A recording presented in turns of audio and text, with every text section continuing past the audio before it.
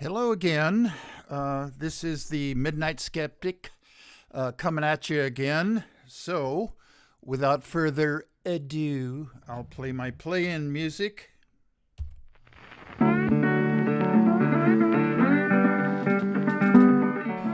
You are listening to KPCA LP, Petaluma, California, at 103.3 FM and worldwide at www.kpca.fm. And this is the Midnight Skeptic. The views of the Midnight Skeptic are not, repeat, not necessarily the views of KPCA or any of its affiliates.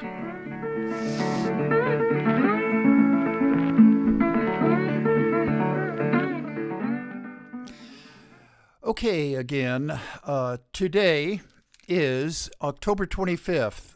This is a Monday, and I'm recording this and putting it out on YouTube quite a bit sooner than I usually do.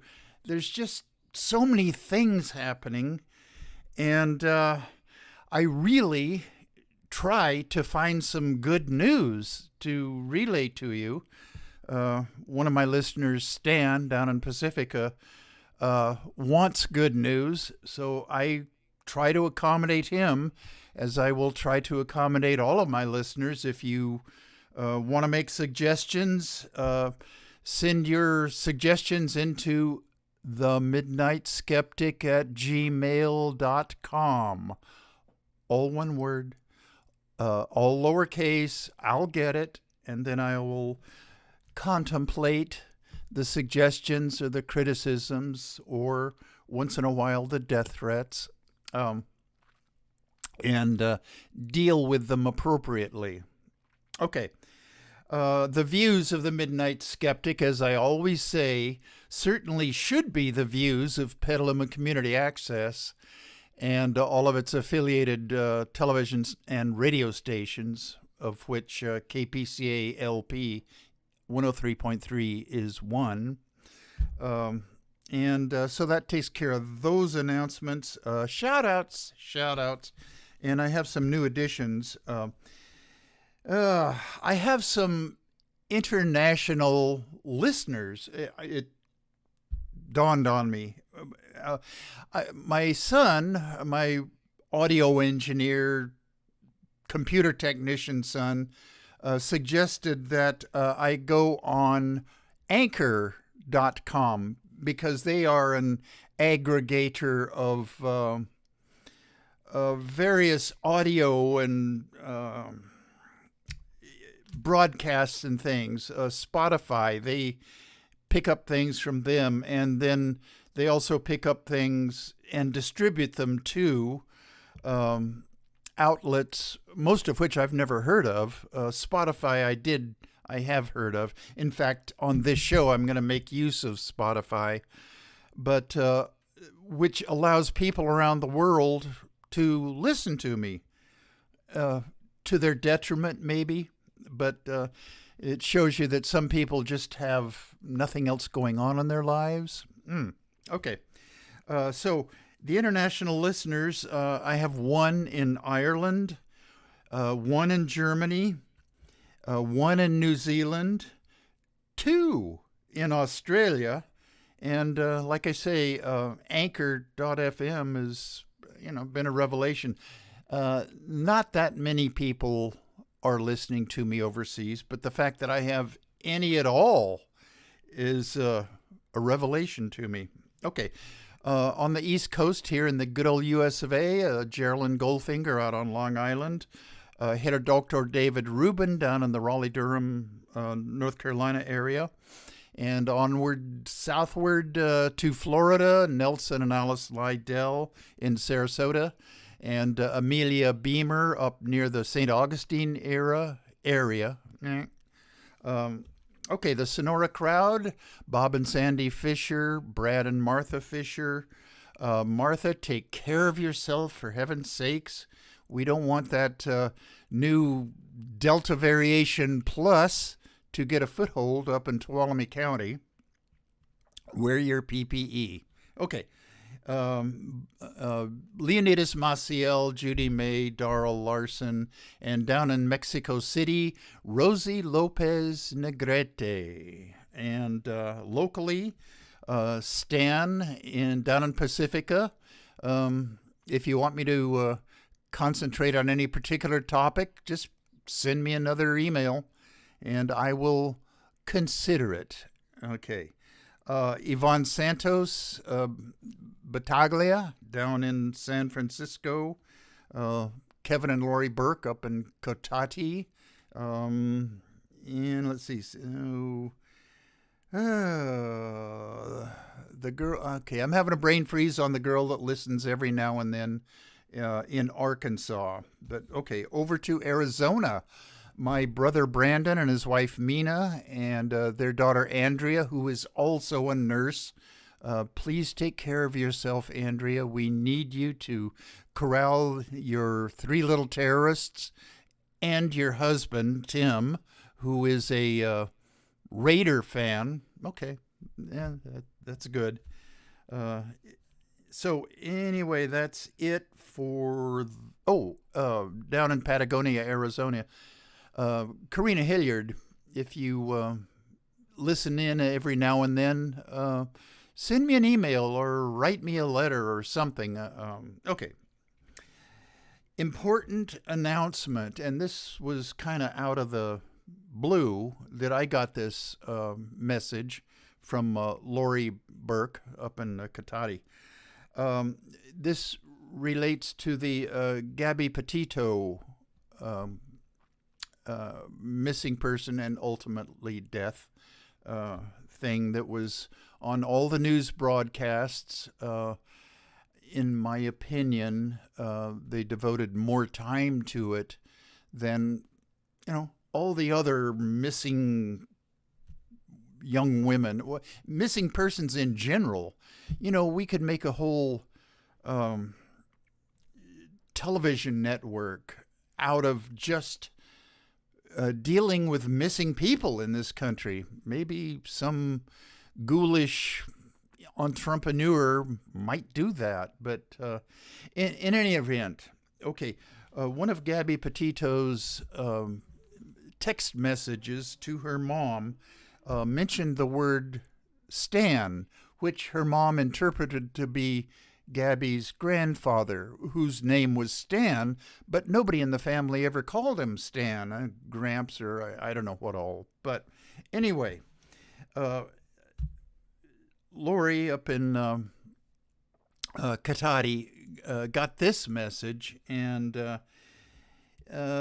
all my listeners and YouTube watchers, especially female, I don't know if you're aware of the last text Gabby Petito sent to her mother, but it talked about Stan, S-T-A-N.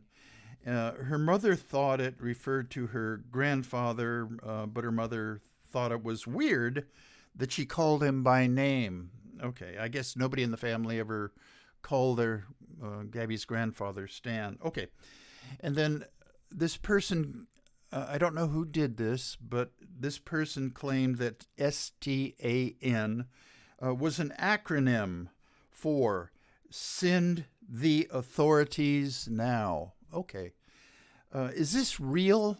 If it is, it's, I guess, a good idea for women in danger, being kidnapped or whatever. They're in danger for them to text somebody and include the word Stan. Okay. But I was kind of suspicious about whether this is a real thing or not. So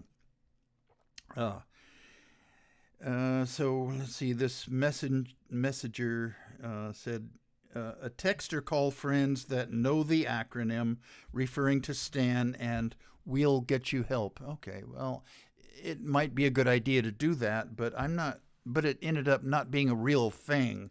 It was this person who came up with it after the fact. And so I checked it out on Snopes, and Snopes rates this as false. This is not a widely accepted acronym. I don't think it's widely accepted anywhere now. I mean, whoever came up with this, I don't know. But Lori relayed it to me, and I told her that, okay, well, I'll put it out on my radio broadcast coming up. But it was invented after the fact of Gabby Petito's kidnapping. Okay, if you Google the National Domestic Violence Hotline, and geez, I don't have their phone number or website. I just wrote that down. Oh, wait a minute. Yes, I do. Hold on. I wrote it in another out on the margins of my notes here.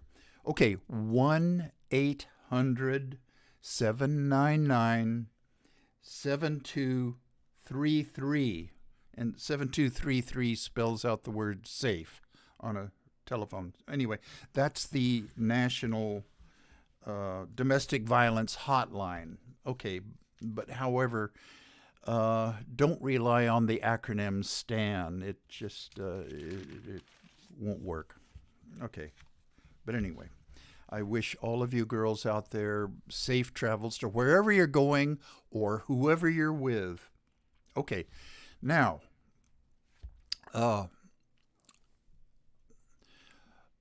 okay, Google, play Scottsboro Boys by Leadbelly. The Scottsboro Boys by Leadbelly. Sure. Playing on Spotify. No, I think the Scottsboro Boys. And tell something about how you came to make up that song. You know the Scottsboro Boys, don't you? Haven't you met them? Tell who they were and what their case was and how you met them. Yes, ma'am, miss. I'll tell you all about the Scottsboro Boys because we had a sale once. When the Scottsboro Boys folks got out from down that hard world, that Alabama's a hard world down there. And the Scottsboro Boys had a long time, 6 years that time, them 4 boys what got out. And I met them, and the boys had such a hard time, and I've been through down in that hard world, but I didn't stay long.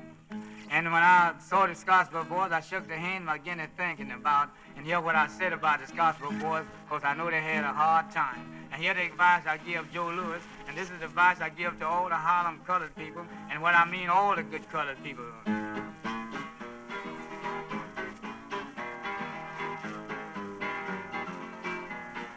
Go ahead and beat it out.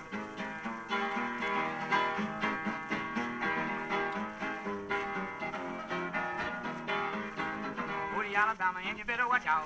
The landlord will get you gonna jump and shout. Scottsboro boys, they can tell you what it's all about. For them landlords, if they get you, boy, they gonna hang you. Go to Alabama, and you better watch out. The landlord will get you gonna jump and shout. Scottsboro boys, tell you what it's all about. I'm gonna talk to Joe Lewis. Accent to the me. Don't he never try to make nobody in Alabama read? Alabama, and you better watch out. The landlord will get you gonna jump and shout. Scottsboro boys, tell you what it's all about. Woody, Alabama, and you better watch out. The landlord will get you gonna jump and shout. Scottsboro boys, tell you what it's all about. I'm gonna tell all the colored people they've been on Sugar Hill. Don't you never go to Alabama to try to live. Woody, Alabama, and you better watch out. The landlord will get you gonna jump and shout. Scottsboro boys, tell you what it's all about. Woody, Alabama, and you better watch out. The landlord will get you gonna jump and shout. Scottsboro boys, tell you what it's all about. Beat it out.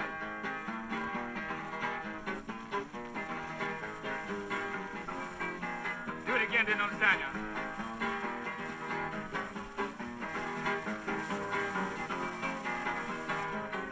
Woody, Alabama, and you better watch out. Landlord will get you gonna jump and shout. Scottsboro boys, tell you what it's all about. I'm gonna tell all the colored people living in Harlem swing. Don't you never go to Alabama to try to sing. Go to Alabama and you better watch out. Landlord will get you gonna jump and shout. Scottsboro boys, tell you what it's all about. Go to Alabama and you better watch out. Landlord will get you gonna jump and shout. Scottsboro boys, tell you what it's all about. Beat it out.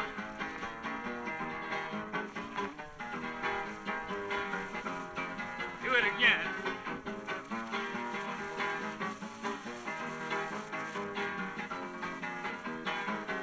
Woody, Alabama,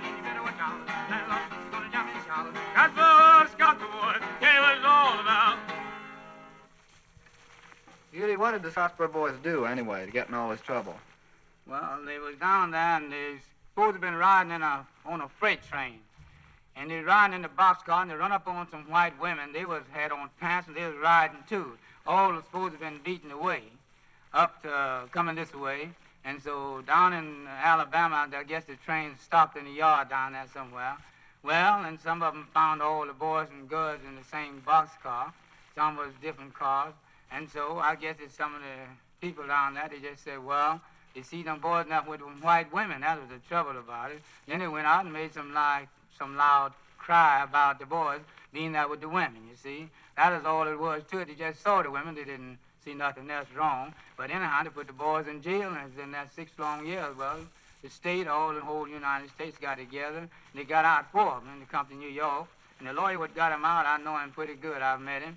And he showed me the Scottsboro boys, and I shake hands with him, so I made this little song about down there. So I advise everybody to be a little careful when they go along through that, but stay woke, keep their eyes open. Okay, Google, turn off the music.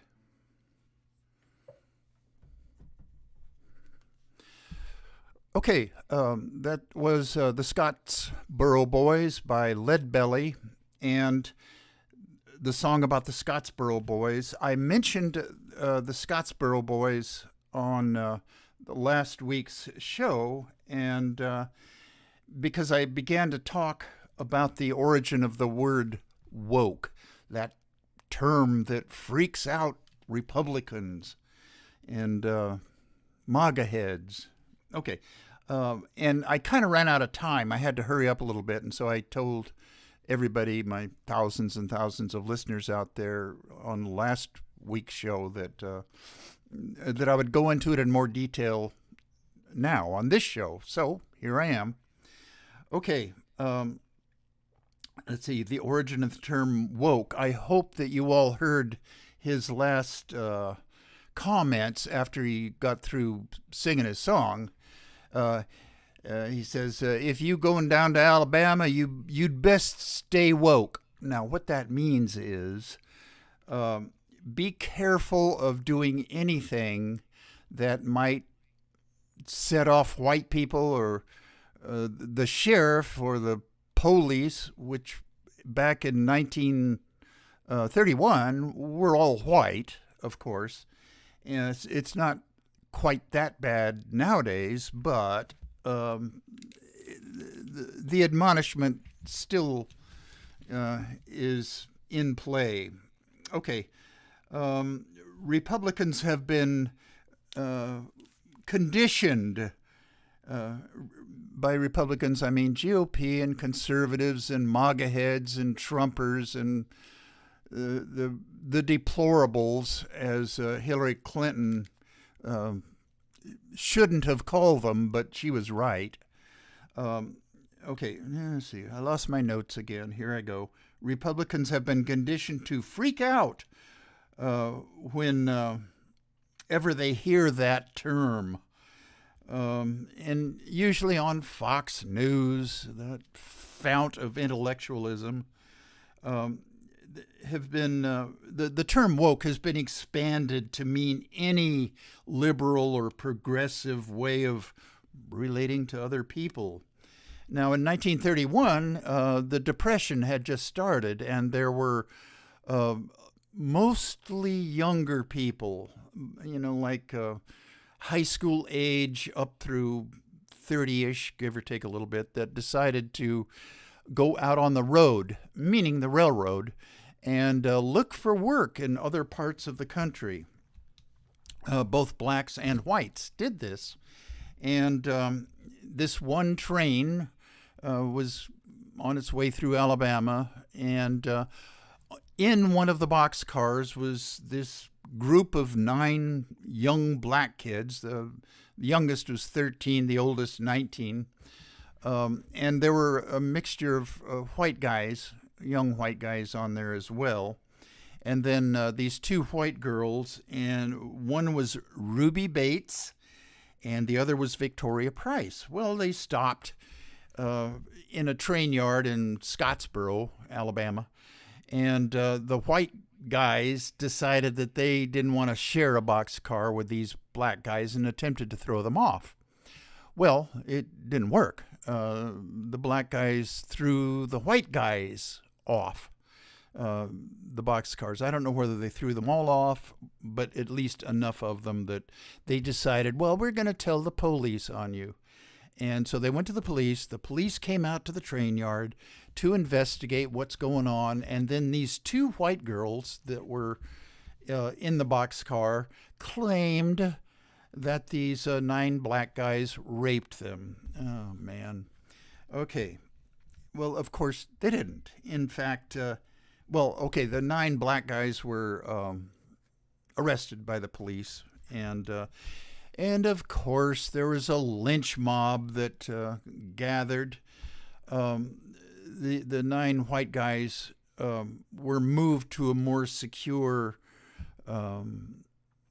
jail in a courthouse in, I forget the name of the town, but whatever county that Scottsboro's in, they moved them there, and the governor called out the state National Guard to disperse the lynch mob. In a earlier time, the sheriff or police chief might have just let the lynch mob have them, but they didn't this time. I gotta give them credit for that. Okay, so they were put on trial, and they came. Okay, police came to the railroad yard, blah blah blah, arrested and put on trial, and the ILD, which is the International Labor Defense Organization, which was a group of communist, I mean, they call themselves that, lawyers, the American Communist Party. This was the legal arm of them. They volunteered their services to defend the Scottsboro boys. And I won't go into all of the appeals and the retrials, but this took place over many, many years, and all the while the Scottsboro boys were being held in custody. Well, eventually, one of them got shot, attacking a police officer. All right. And others eventually got out. 4 of them were finally acquitted, and one of the girls recanted her accusations of being raped. I'm not sure which one it was that recanted her story, but that's so typical. And Lead Belly wrote this song, Scottsboro Boys, in 1938. And he talked to the lawyers that represented him, and talked to the Scottsboro boys, the ones that were still in custody at that time, and then came up with this song. And let's see now. The Supreme Court decision Powell versus Alabama in 1932 became a decision that all white juries were no longer acceptable, because the first trial of the Scottsboro boys the jury was all white. Okay, well, those appeals went all the way up to the Supreme Court, and Powell versus Alabama. I guess Powell was one of the defendants in this case. But anyway, they won according to 14th Amendment rules. And so juries have to be representative of the community that they come out of, which means including black people. Okay, 1935, Norris versus Alabama. Again, that was juries have to be properly informed about the laws pertaining to suspects put on trial. Okay. PBS. Okay. Public Broadcasting Service. There is a documentary produced by PBS called Scottsboro, An American Tragedy, and it came out in 2001. I strongly encourage all my thousands and thousands of listeners out there to watch this documentary. And full confession, I have not seen it myself. I got all of this information about the Scottsboro Boys online. Okay, enough of that. But anyway, that term woke, every time you hear it, it's vomiting out of the mouth of some Republican creep or some Fox News creep. All right. And they have female creeps on Fox News also. Okay, enough of that. Spirit Day. We just had Spirit Day on October 21st, and that was Thursday. Last Thursday. Okay? And what is Spirit Day? People are encouraged to wear the color purple. It's an anti-bullying day. And, LGBTQ Awareness Day, the third Thursday of October. Okay. And it originated in Canada's Pink Shirt Day. And the origin of that, there was a high school guy named David Shepard, and his friend, Travis Price, and they were in some high school in Nova Scotia, Canada. Well, this David Price was either was outed or came out as gay. And he was bullied unmercifully for wearing a pink shirt.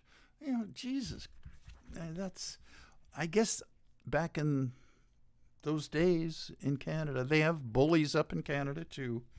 If you wear a pink shirt, you're going to be bullied. So this guy, David Shepard, bought 50 pink shirts and distributed them around his high school.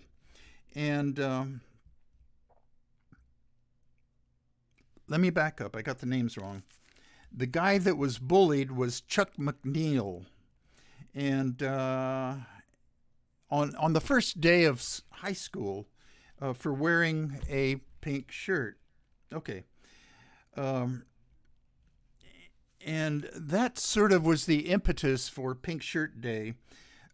This Canadian girl, Brittany McMillan, who was 18 in 2010, in high school, working with GLAAD. That's the media organization that tries to clamp down on bad depictions of the LGBTQ community. Okay. After a number of bullying incidents that resulted in the suicide of some LGBTQ students, she went to work with GLAAD, and many celebrities and sports figures have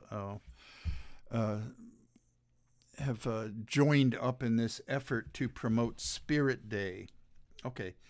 And I think Pink Shirt Day is still celebrated in Canada, and but here in the United States, at the urging of Brittany McMillan, we celebrate Spirit Day, which is, you wear the color purple or something, and that's the third Thursday in October every year. Okay.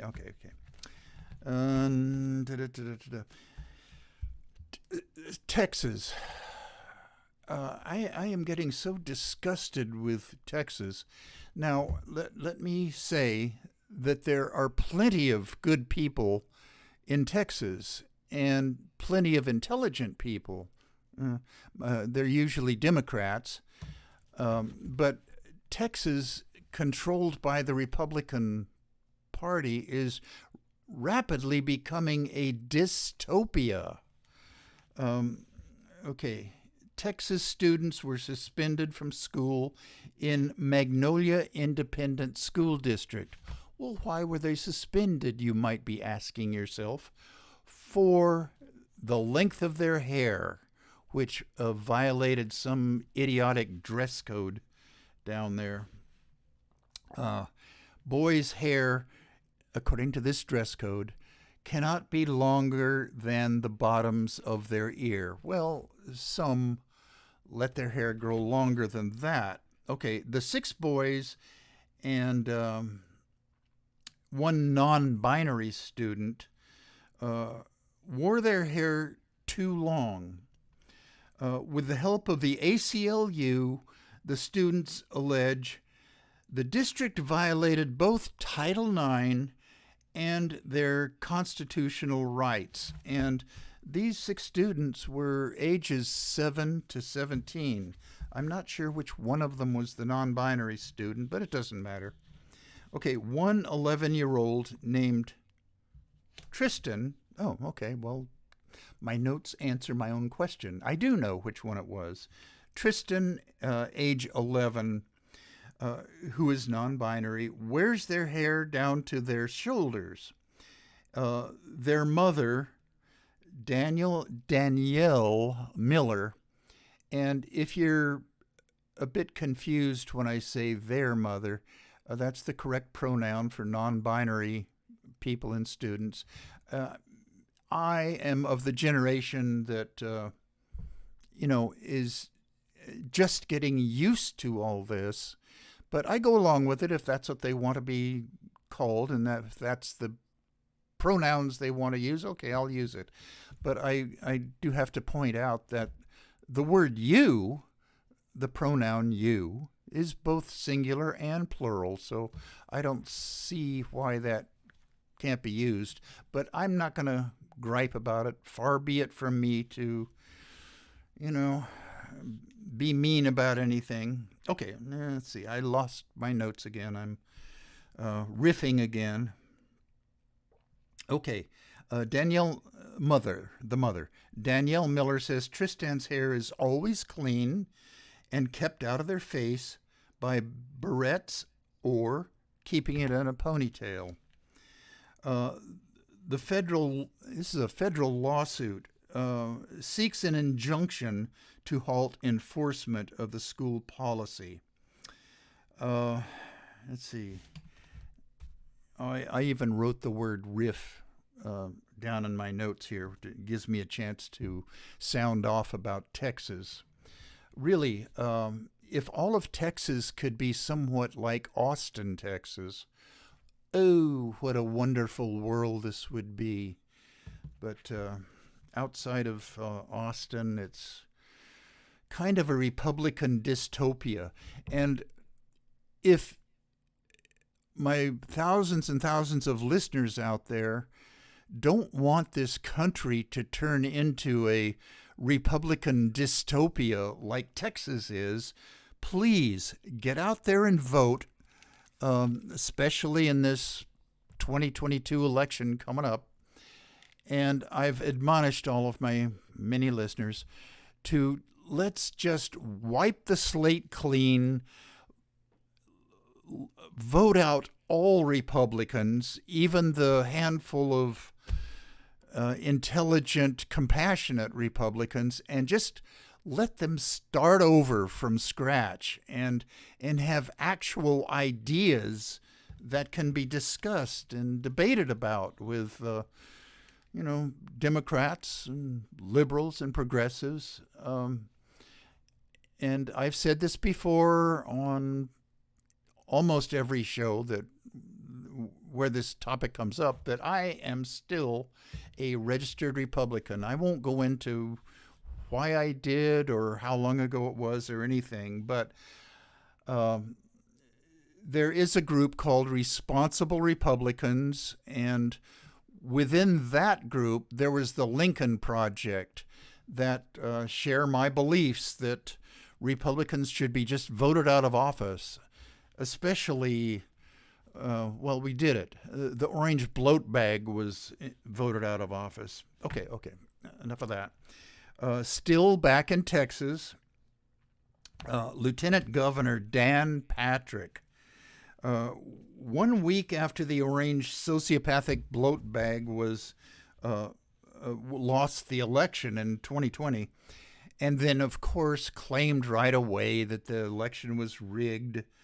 Dan Patrick offered $1 million worth of bounties for proof of voter fraud, even though the Texas official, who was a Republican, announced that the election, 2020 election, was on the up and up, and there was no evidence of voter fraud. Okay, anyway, Dan Patrick, an adherent of the big lie, offered $1 million. Okay, well, a couple of days ago, the first check of $25,000 was issued to a Pennsylvania poll worker who busted a, wait for it, Republican for trying to vote twice for the orange bloat bag loser. His son, this guy who voted Republican first, went home, and about an hour later he came back wearing dark glasses and a hat and tried to vote for his son. And I assume he would cast another ballot for the orange bloat bag.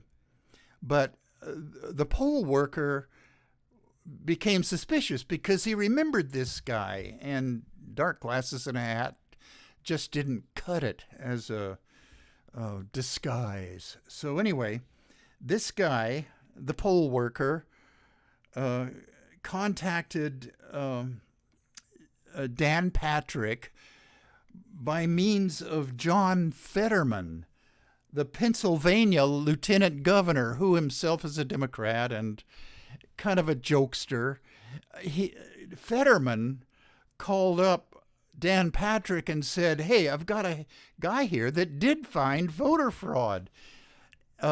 Would like our money, please." So that's the genesis of this $25,000 check that was cut. I'm not going to tell you the guy's name, but in total, 7 Pennsylvanians have been arrested and found guilty of voter fraud. And guess what? They were all Republicans. Okay, voter fraud. There have been very few verifiable cases of voter fraud in 2020. Certainly not enough to swing any of the states toward the orange bloat bag that our current president won. The Bloomberg Law Report cites just 200 cases around the country went to court. Half of the state's polling heads of polling reported no cases at all. Reuters, they're a news aggregate company. A Reuters report said that of 15 Republican secretaries of state candidates in this upcoming election, 2022, 10 of them still questioned the 2020 election and are proponents of the big lie. Okay. All right, enough of that. I need a time check here. Oh, boy. I'm not going to get to everything. Okay. But this is good news. Stan, are you listening? Population of monarch butterflies are on the rebound. Around 2,600 of the migratory insects were counted at Pacific Grove on Thursday, 10/21. That was Spirit Day. Okay. At the sanctuary near Monterey, California. That's where Pacific Grove is. And the butterflies, I'm not sure whether they were on the way back up north or on their way down south to Mexico where they winter. with the help of volunteers, the Xerxes Society, let me spell that for you in case you want to Google it, capital X, ERCES, Society, for Invertebrate Conservation. Okay, that's what they do. They will conduct a more official count next month, November, and again in January. The estimated population is in excess of 10,000, but that's still down from almost 200,000 in 2017. I'm getting a phone call here. It's a junk call. I'm not answering it, but excuse the phone ringing. Okay, California's milkweed planting program, as well as wildflower planting, has helped this monarch butterfly species rebound. The Xerxes Society has petitioned the EPA and the U.S. Fish and Wildlife Service to list the monarch as endangered. That status has not been granted yet, but all in all, it's very, very good news. And I'm going to read another good news article. This is for you, Stan, again. Okay, and it concerns humpback whales. The population of humpback whales in the South Atlantic has made a sharp recovery in recent years, with 24,543 of the marine mammals feeding in sub-Antarctic waters each southern summer. I guess there's an outfit that takes an actual census of the humpback whales, similar to the Xerxes Society, but I don't know what it's called, what they are called. More than the number were slaughtered by whalers there from 1900 to the 1950s. Okay, this species was rarely seen in the 3 decades after whaling ended in the 1960s. But scientists say the whales are increasingly feeding during summer. Good news environmental stories have sadly become rare these days. Here. So we are very pleased to confirm the recovery of the humpback whale population in the Southwest Atlantic. The lead researcher says, okay, good news. Some of our species here on this planet are rebounding from drastically reduced numbers. Okay. I almost hate to do this, but I have to get back to Texas. Texas Republican politicians are just wallowing in cruelty and meanness. This seeps into cruelty and meanness in the citizenry, meaning their base. Rachel Gonzalez, a mother of 2 girls, one of which is transgender, has weathered criticism, insults, and harassment by Republicans or MAGA heads.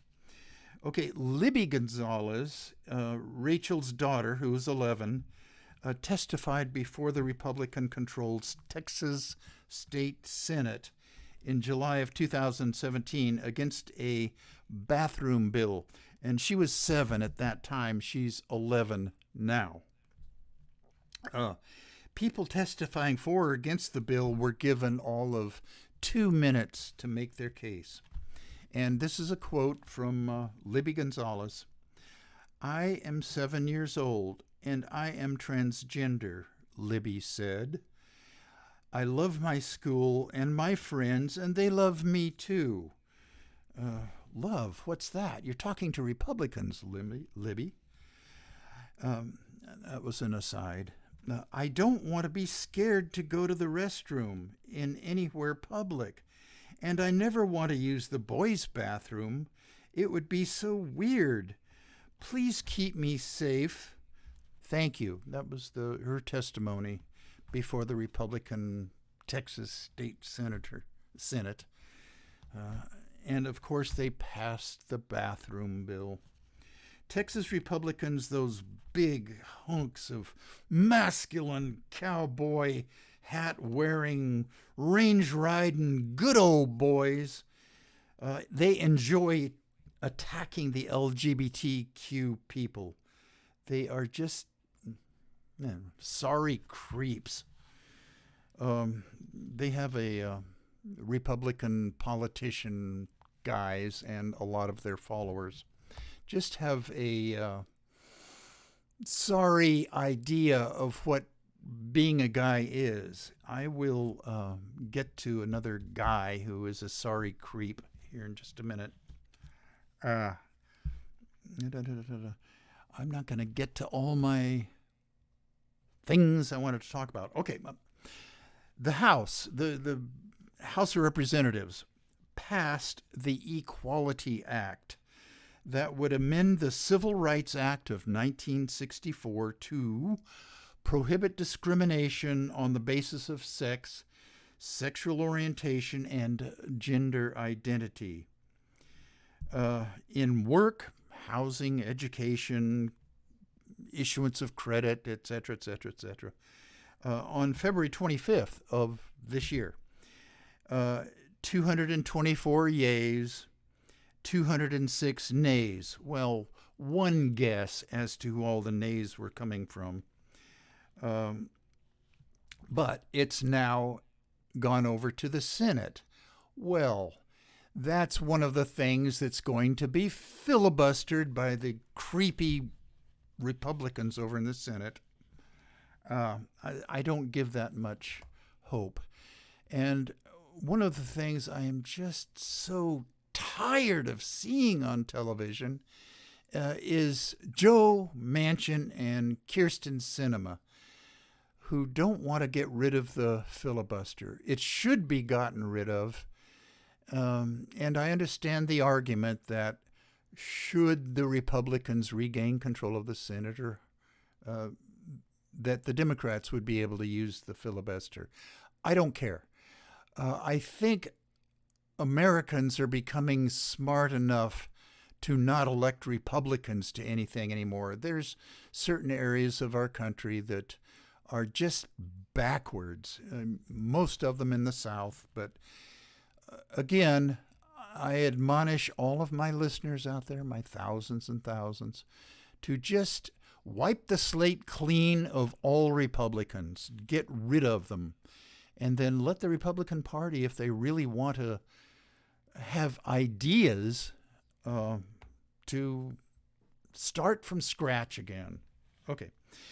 I want to talk a little bit, speaking of toxic masculinity, Madison Cawthorn. He's a Republican from North Carolina's House District number 11. He's the Republican, in my notes, I spelled it out here. I don't know if I can say this over the air. The Republican DOUCHE that whines that American men have been demasculated. And that's not a word. It should have been demasculinized if he wanted to say that. The article that I got this out of has in brackets, SIC, because it's not correct. Anyway, that's what he said. Okay. And this is an exact quote. They are trying to demasculinate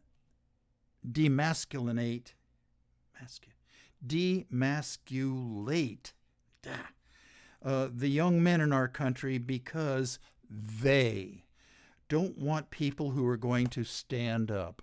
And we all know who he means by they. Democrats, progressives, compassionate people, progressives, liberals, libtards, as they would call us. Okay, mothers should be raising their boys to be monsters. Cawthorn himself proves that the January 6 insurrectionists, the violent anti-maskers and anti-vaxxers, the GOPers that fear trans women and trans girls, that feel love and protectiveness for their guns, want government control of women, and who flock to the feet of the orange bloat bag con man. They're a dangerous minority in our country. Texas Republicans, good news, good news. Okay. Where am I here? Okay, 50 minutes. Okay. Bit of bad news. One of these shows, I'm going to devote most of it to sexual abuse in various churches. It's not just the Catholic Church, although they seem to be the ones making most of the headlines. But I'm going to read this. Okay. It was, when was it? It was a few days ago I got this. A Catholic archdiocese can be sued for a priest's alleged molestation of a young student, even if the priest had no record of sexual abuse. You know, there's always a first time, and these guys have to commit the first offense. But if they haven't yet, and they do it, they still can be sued. This is a court decision. Okay. Even if the priest had no record of sexual abuse, a state appeals court has ruled in a Los Angeles case that could also affect dozens of pending, that's right, dozens of pending Bay Area lawsuits. A man identified only as John Doe said he was a 10-year-old catechism student in August of 1988 when the Reverend John Higson assaulted him in a restroom of a church in Paramount. That's a town down in the LA area somewhere. Okay. He said Higson, the Reverend John Higson, groped his genitals, forced him to perform oral sex, and told him, and this is a quote, according to this John Doe complainant, this is a quote, "Every boy does this in order to do their first communion," unquote. Doe, this John Doe, did not report the incident at the time and did not sue the Los Angeles Archdiocese until 2017. His lawyer, Anthony DeMarco, said Higson, ordained as a priest in 1980, was eventually removed from the priesthood after other allegations against him surfaced, but was never prosecuted because legal deadlines had expired. The Archdiocese said, however, that Higson was placed on leave in 1998 after reports of consensual, this is a quote, of consensual relationships with adult women, and left the priesthood on his own in 2003. In seeking the dismissal of the suit, the Archdiocese denied that it had been negligent in supervising Higson or failing to protect Doe from him, and said that it had no reason to know the priest posed a threat. Well, why don't you just ask God about that? He'll tell you.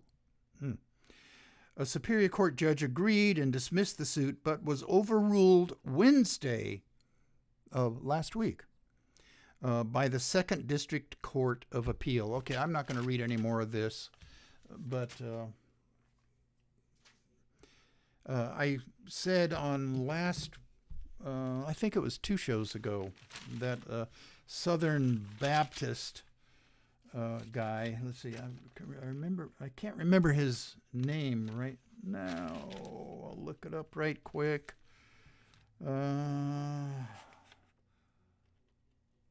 Ronnie Floyd. He resigned from his position as leader of the Southern Baptist Convention after third-party investigations determined that they did not internally investigate many allegations of sexual abuse in Southern Baptist churches. Okay. Okay, I've got about 3 minutes left. Okay, real quick, fast food chains, contributions to icky Republicans. Okay, the latest one to come to light is In-N-Out Burger. Well, not only are they not going along with checking vaccination cards or on your phone or however they do it, they're refusing to do that because they say, we're not the vaccination police. Well, it turns out that they have, the owners, not of this one, but of the chain, have contributed many, many, many thousands of dollars to Republican candidates. And almost on the level of Chick-fil-A. They're another one. And so the Chick-fil-A, they were just not only contributing to Republicans, but contributing to anti-LGBTQ organizations. Okay. Tony Bravo, a columnist in the Monday San Francisco Chronicles, wrote this column. In-N-Out chief CEO Mark Taylor and his wife Tracy, half-sister of the chain's founder, Lindsay Snyder, had donated more than $15,000 to President Donald Trump. Okay, Chick-fil-A, In-N-Out Burger. There was one other, and I've lost where it is in the article. Carl's Jr. That's another one. Okay, anyway, I am going to admonish my thousands and thousands of listeners out there not to patronize In-N-Out Burger, Chick-fil-A, or Carl's Jr. Nah, okay. Generally speaking, I'm not for all of these boycott things. Okay, time to play the out music.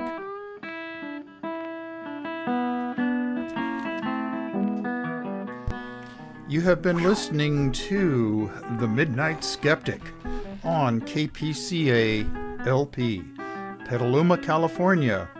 And we're at 103.3 on the FM dial and worldwide at www.kpca.fm. Support community radio at patreon.com/Petaluma Community Access. And remember, think critically, think logically, but live joyously, and most importantly, pet your cats.